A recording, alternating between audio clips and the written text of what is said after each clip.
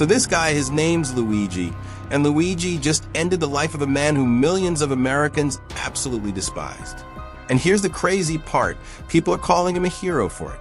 I'm talking about Luigi Mangione, a 26-year-old who went from being a promising young man with everything going for him to allegedly becoming one of the most talked about alleged killers in recent American history. And the reason people are supporting him? Well, that's where the story gets really wild. Let me paint you a picture of who Luigi was before all this went down. This wasn't some troubled kid from the wrong side of the tracks. Luigi Mangione was basically living the American dream. We're talking about a guy who was valedictorian of his high school class at the Gilman School in Baltimore, one of those fancy prep schools where tuition runs about $60,000 a year. This place has produced senators, CEOs, and other big shots. Luigi wasn't just smart, he was the smartest kid in a school full of already incredibly smart kids. After high school, he didn't mess around. Luigi went straight to the University of Pennsylvania, which is Ivy League territory. At Penn, he studied computer science and mathematics, graduating with both a bachelor's and master's degree. This guy was absolutely crushing it academically. His professors remembered him as brilliant, engaged, and genuinely interested in using technology to solve real-world problems. But Luigi wasn't just a bookworm. Friends described him as charming, friendly, and the kind of guy who'd light up a room when he walked in. He was active in student organizations, had a solid social circle, and seemed to have that perfect balance of being incredibly smart while still being someone you'd actually want to hang out with. After graduation, he landed a remote job in tech that paid well enough for him to live pretty much anywhere he wanted. And where did he choose? Hawaii. I mean, come on, successful young guy with a remote job deciding to live in paradise? That's basically the dream scenario for anyone in their 20s. Luigi packed up his life and moved to the islands, ready to live that laptop lifestyle where you work from coffee shops with ocean views and spend your free time surfing and hiking. Here's where Luigi's story takes a dark turn. And it's a turn that millions of Americans can unfortunately relate to. Luigi had been dealing with back pain since he was a kid. Not just the usual I slept wrong kind of back pain, we're talking about a serious medical condition called spondylolisthesis. For those who don't know, spondylolisthesis is when one of the vertebrae in your spine slips out of place and slides onto the bone below it. It's incredibly painful and can cause all sorts of problems. Now, Luigi had been managing this condition for years, but something about his new lifestyle in Hawaii made it way worse. Maybe it was all that surfing he'd picked up, or maybe the condition was just naturally progressing, but his back pain started becoming absolutely unbearable. And when I say unbearable, I'm not exaggerating. Friends who knew him during this time said there were days when he literally couldn't get out of bed. Picture this. You're a young guy living in one of the most beautiful places on earth. You got a great job. You should be living your best life. But instead you're laid up in bed for a week straight because the pain is so intense you can barely move. That's what Luigi was dealing with. And even when he could get up and function, the pain was always there. This constant reminder that something was seriously wrong. Luigi being Luigi. Remember, this is a really smart guy. He started doing everything he could to educate himself about his condition. He read medical journals, bought books about chronic back pain, researched different treatment options. He tried physical therapy, he tried different exercises, he tried changing his diet, his sleep habits, everything he could think of. But nothing was working. If anything, things seemed to be getting worse. The pain wasn't just affecting his body, it was completely taking over his life. He couldn't sleep properly because no position was comfortable.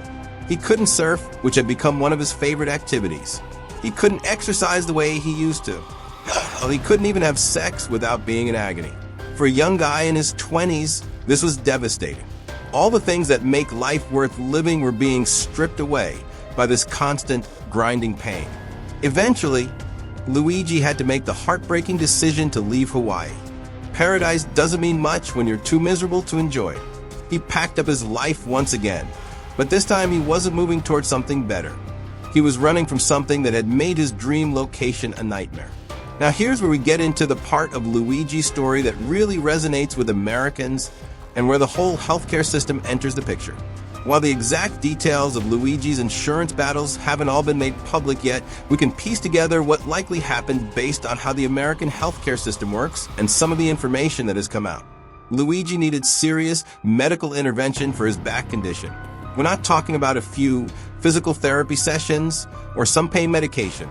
This guy needed surgery, spinal fusion surgery specifically, where doctors basically fuse vertebrae together to stabilize the spine and reduce pain. It's a major operation that can cost anywhere from $80,000 to $200,000 depending on how complex it is. Here's the thing about American healthcare. Even if you have insurance, getting coverage for expensive procedures like spinal fusion can be an absolute nightmare.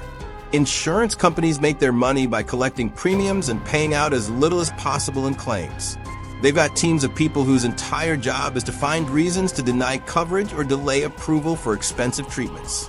The process usually goes something like this. Your doctor says you need surgery. You file the claim with your insurance company. They say they need more documentation. You provide it. They say you need to try conservative treatment first. You do months of physical therapy that doesn't help. They say you need a second opinion. You get one that confirms you need surgery. They say you need to try a different conservative treatment. This goes on for months or even years while you're in constant pain. Based on what we know about Luigi's timeline and the fact that he eventually did get his surgery, it seems likely he went through this exact process. Months of fighting with insurance, jumping through hoops, dealing with denials and appeals, all while his condition was probably getting worse and his quality of life was deteriorating. Something happened to Luigi that forced the issue. He ended up in the emergency room. The exact details aren't public, but it was serious enough that he couldn't wait for insurance approval anymore. Maybe his pain became so severe that he couldn't function at all, or maybe he developed additional symptoms that made the surgery urgent. Either way, Luigi made the decision that so many Americans are forced to make. He was going to get the surgery no matter what it cost. This is where you really see how messed up the American healthcare system is. Luigi had insurance. He wasn't some uninsured person trying to game the system. He was paying his premiums every month like a responsible adult. But when he actually needed the thing he was paying for, he still had to make the choice between his financial future and his health. The surgery Luigi got was spinal fusion, and it's exactly what it sounds like. Surgeons use metal rods, screws, and bone grafts to literally fuse vertebrae together. It's major surgery that requires months of recovery. But for people with severe spondylolisthesis, it can be life-changing. And that's exactly what happened for Luigi. About a week after the surgery, he was already starting to feel better. The constant, grinding pain that had been his companion for so long was finally starting to ease up. Week by week, month by month, he got stronger and more active. Eventually, he was able to do something he probably never thought he'd be able to do again. He went backpacking through Asia. Picture Luigi, maybe 6 months after his surgery, hiking through Thailand or climbing mountains in Nepal, feeling like he had his life back. He ended up in Japan, which became a really meaningful place for him during his recovery. Japan has this concept called ikigai, your reason for being, the thing that gets you up in the morning. For Luigi, who had spent so long in pain and unable to live the life he wanted, this trip was probably like rediscovering his ikigai. But here's where Luigi's story gets really frustrating, and where it connects to the broader anger that millions of Americans feel toward the healthcare system. Even though Luigi had gotten his surgery and was recovering well, the fight with his insurance company wasn't over. In fact, it might have been just getting started. See, when you get emergency surgery or surgery that your insurance initially denied, they don't just automatically start covering it after the fact. You still have to fight to get them to pay for the procedure you already had. This means Luigi was probably dealing with bills totaling hundreds of thousands of dollars while simultaneously trying to prove to his insurance company that the surgery was medically necessary. This is where those delay, deny, defend tactics that became famous after Luigi's alleged crime really come into play. Insurance companies have whole departments dedicated to finding reasons not to pay claims, even after the medical care has already been provided. They'll claim the surgery wasn't necessary, or that you didn't follow the proper pre-authorization process, or that the hospital was out of network, or any number of other bureaucratic reasons to avoid paying. Meanwhile, you're stuck with the bills. Hospitals and doctors want their money, and they don't care that your insurance company is giving you the runaround. Your credit gets affected, you might get sued by medical debt collectors, and the whole time you're dealing with this stress while trying to recover from major surgery. For Luigi, who had just spent months getting his life back, this ongoing battle with the insurance system was probably incredibly frustrating. Here he was finally pain-free and able to live normally again, but now he was dealing with a different kind of pain, the financial and emotional stress of fighting with a system that seemed designed to screw him over. To understand why Luigi allegedly did what he did, and why so many Americans are supporting him, you need to understand just how broken the American healthcare system really is. We're the only developed country in the world where people regularly go bankrupt because they got sick. We're the only place where you can have insurance, pay your premiums religiously, and still end up financially ruined because you had the audacity to need expensive medical care. UnitedHealthcare, the company whose CEO Luigi allegedly targeted, dismissed about 1 in every 3 claims in 2023, the most of any major insurer. That's twice the industry average of 16%. Think about that for a second. 1 out of every 3 people who filed a claim with UnitedHealthcare got denied. These aren't people trying to scam the system. These are people who are paying for insurance and then getting told no when they try to use it. And it's not just UnitedHealthcare. Close to 60% of respondents to a recent Commonwealth Fund survey reported that coverage denials delayed care for them or their family member. Of that group, close to half said a health problem got worse in the interim.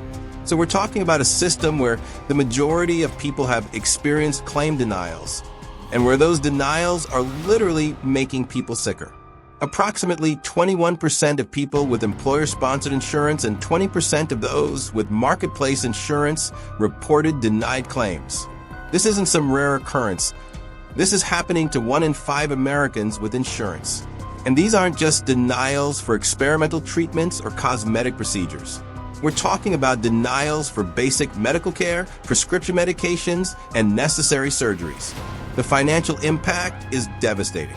39% of people who had trouble paying medical bills said denied claims contributed to their problem. So not only are insurance companies denying legitimate claims, but those denials are directly causing financial hardship for families across the country. By the time Luigi got back to the United States from his recovery trip to Asia, something had fundamentally changed in him. The combination of his own experience with chronic pain, the insurance battles he'd been fighting, and probably his research into the healthcare system had opened his eyes to just how many people were suffering because of corporate greed.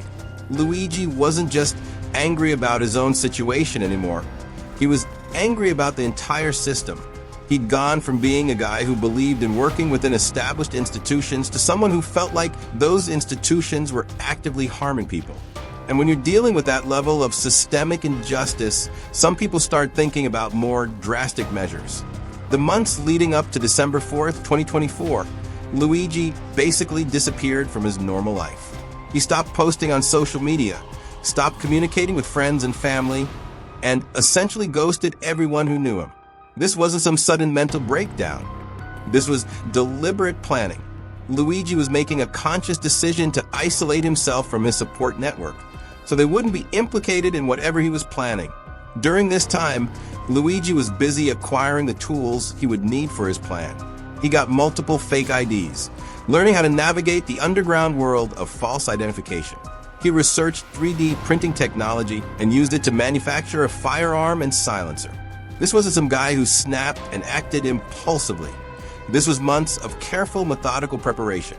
One of the most chilling details about Luigi's preparation was what he did to the bullets he planned to use. He took 3 shell casings and carefully etched words onto them: deny, defend, and depose. These words were a reference to the book Delay, Deny, Defend by Jay Feynman, which exposes the tactics that insurance companies use to avoid paying legitimate claims. The choice of these specific words shows that Luigi wasn't just acting out of personal grievance. He was making a political statement about the entire healthcare industry. He wanted everyone to understand exactly why he was doing what he was about to do. When Luigi was ready to execute his plan, he didn't fly to New York or drive his own car, moves that would have left electronic trails. Instead, he took a Greyhound bus from Atlanta to New York City, paying in cash and using one of his fake IDs. This was smart from an operational security standpoint. Bus travel is still relatively anonymous if you're careful about it. Once he arrived in New York, Luigi didn't check into some fancy hotel where he'd have to provide a credit card and ID that could be traced back to him. Instead, he stayed at a hostel on the Upper West Side, again using fake identification and paying in cash. He spent 10 days in the city, probably doing surveillance on his target and making sure he had his escape routes planned out. During those 10 days, Luigi was essentially living like a ghost. He couldn't use his real name, couldn't contact anyone from his old life, couldn't do anything that might leave a digital footprint that could be traced back to him. For a guy who had been living a normal, connected life just months earlier, this must have been incredibly isolating. But Luigi stayed focused on his mission. He researched his target schedule, figured out where Brian Thompson would be on the morning of December 4th, and positioned himself to carry out what he saw as his act of justice. Brian Robert Thompson, the CEO of UnitedHealthcare, was shot and killed in Midtown Manhattan, New York City on December 4th, 2024. The shooting occurred early in the morning outside an entrance to the New York Hilton Midtown. That morning, Luigi left his hostel before dawn and made his way to the Hilton Hotel in Midtown Manhattan. Brian Thompson was scheduled to speak at UnitedHealthcare's annual investor conference, where he was probably planning to talk about the company's record profits and growth projections. For Luigi, this timing was perfect. It was symbolic of everything he hated about the healthcare industry. Luigi positioned himself outside the hotel entrance and waited. For about an hour. He stood there in the cold December morning, probably going over his plan in his head and steeling himself for what he was about to do. This wasn't some crime of passion. This was a man who had months to change his mind and who chose to go through with his plan anyway. When Brian Thompson finally arrived at the hotel, he was alone. No bodyguards, no security detail, just a 50-year-old businessman walking to what he thought was going to be a routine corporate presentation. Thompson had no idea that someone had been specifically targeting him, researching his schedule, and planning his murder for months. Luigi approached Thompson from behind as he walked for the hotel entrance. The word delay, deny, and depose were inscribed on the cartridge cases used during the shooting. Luigi fired multiple shots, with Thompson falling to the sidewalk as other pedestrians fled in panic. The whole thing was caught on multiple security cameras, showing a figure in a mask and dark clothing calmly shooting Thompson and then walking away. The footage is chilling not because of its violence, but because of how methodical and planned it appears. This wasn't someone who lost control. This was someone executing a plan. After shooting Thompson, Luigi knew he had maybe minutes before police would flood the area. His escape plan was as carefully thought out as the shooting itself. He walked calmly away from the scene, got on one of New York City electric bikes, and rode north toward Central Park. The bike choice was smart. It's much faster than walking, but doesn't require identification or payment that could be traced like a taxi or rideshare. Plus, New York has thousands of these bikes all over the city, making it easy to blend in with normal commuter traffic. Once he reached Central Park, Luigi ditched the bike and several pieces of evidence, including his backpack and jacket. This was probably pre-planned. He likely had different clothes stashed somewhere so he could change his appearance before leaving the park. From Central Park, Luigi made his way to Penn Station, one of the busiest transportation hubs in the country. Again, this is a smart choice. It's much easier to disappear in a crowd of thousands of commuters than to try to blend in somewhere quieter. From Penn Station, authorities believe he caught a train to Philadelphia, putting him in a different state within hours of the shooting. Luigi's escape plan worked perfectly. By the time police had identified Thompson's body and started processing the crime scene, the shooter was long gone, having left behind very little evidence and having planned multiple steps ahead. The NYPD immediately launched a massive manhunt for Thompson's killer. They had decent security footage of the shooting and the shooter's escape, but the suspect had worn a mask and hood that concealed most of his face. They also had the shell casings with the etched words, which immediately told investigators this wasn't a random crime or a robbery gone wrong. The delay, deny, depose message made it clear that this shooting was motivated by hatred of the insurance industry specifically and UnitedHealthcare in particular. This was someone making a political statement, not just committing a crime. Police released several photos of their person of interest. Images captured by security cameras around the city showing a young white male in dark clothing. But even with these photos, identifying the shooter wasn't easy. The suspect had been careful about concealing his identity, and the images weren't clear enough for facial recognition software to be effective. The NYPD offered a $10,000 reward for information leading to the arrest of Thompson's killer. The FBI added another $50,000 to the reward. But despite the $60,000 bounty and wall-to-wall media coverage, tips weren't pouring in the way authorities expected. Part of the problem was that a lot of Americans weren't particularly motivated to help catch Thompson's killer. As news of the shooting spread and people learned about the insurance industry connection, public sentiment was surprisingly sympathetic to the shooter rather than the victim. The public reaction to Brian Thompson's murder was unlike anything we've seen in recent memory.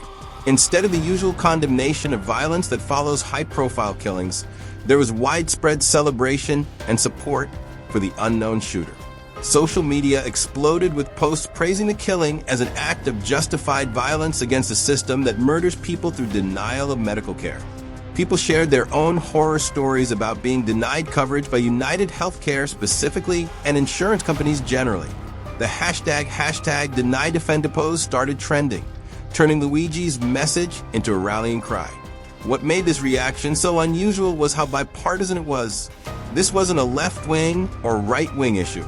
This was Americans across the political spectrum united in their hatred of the healthcare system.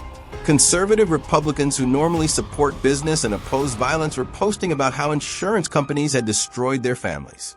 Liberal Democrats who normally oppose gun violence are talking about how some violence is justified when it's directed at people who profit from death.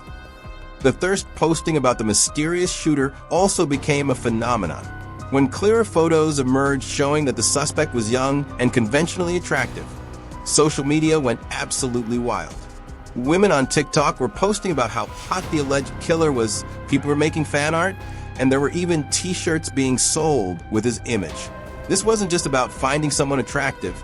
It was about the combination of good looks and the perception that he was fighting against an unjust system. He became a folk hero, a real-life vigilante taking down corporate villains. The contrast between the public reaction and the official response was stark. Politicians and corporate leaders condemned the violence and called for justice, while ordinary Americans were calling the shooter a hero and hoping he'd never be caught. For 5 days after the shooting, Luigi Mangione was a free man. He'd successfully executed his plan, escaped New York City, and disappeared into the American landscape. During those 5 days, he probably watched the news coverage of his crime, saw the public reaction, and realized that his message had gotten through to people in a way he might not have expected. The manhunt continued, but Luigi had covered his tracks well. He wasn't using his real name or credit cards, he wasn't contacting friends or family, and he wasn't doing anything that would create a digital footprint authorities could follow. But being a fugitive is exhausting, even when you're good at it. You can't relax, you can't let your guard down, and you can't do normal things like stay in one place for too long or establish any kind of routine. Luigi was probably moving from city to city, staying in cheap motels and paying cash for everything. Eventually, he ended up in Altoona, Pennsylvania, about 230 miles west of New York City. It's a small city in the middle of the state, the kind of place where a young guy traveling alone might blend in without attracting too much attention. On the morning of December 9th, 5 days after the shooting, Luigi made the mistake that would end his run as a fugitive. He was hungry, probably tired of eating gas station food and fast food, and he decided to sit down for a meal at McDonald's. Hashtag the capture. At the McDonald's in Altoona, Luigi was probably feeling relatively safe. He was hundreds of miles from New York, in a small city where nobody would expect to find a high-profile fugitive. He'd been successfully evading capture for almost a week, and he might have been getting a bit too comfortable. But another customer in the restaurant recognized him from the photos that had been circulating in the media. The customer told an employee, and that employee called 911.